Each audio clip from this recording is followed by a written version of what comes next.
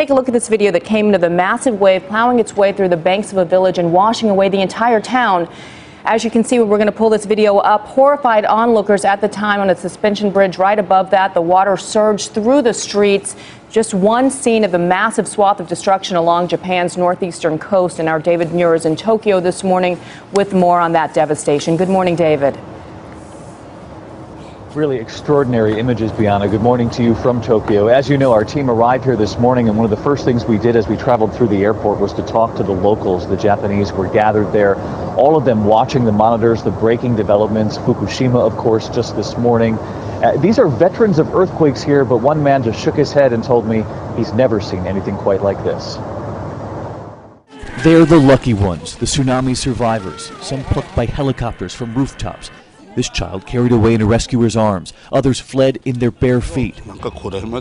This man says he escaped water that came up to his neck, and there are still so many more waiting to be rescued. 1,300 miles of coastline now covered by an epic trail of destruction. Ships tossed, cars thrown on top of buildings. All part of that deadly twin disaster that struck Friday afternoon. This is like the real thing. This is the real thing. Beginning with an earthquake so massive it moved the entire island 8 feet to the east. Skyscrapers nearby were swaying like trees in the wind. Trains shook on their tracks. American Marty Keener was in Sendai near the epicenter. This one went on forever. Everything started toppling and falling. And then came round two, that 3-story wall of water washing away everything in its path, traveling some 6 miles inland in some places. 24 hours later, people here are still fearing more. 200,000 are living in temporary shelters. There are reports of 3 missing Japanese trains, along with a ship feared swept away by the waves. Fires are raging up and down the coast in more than 1 million households without water.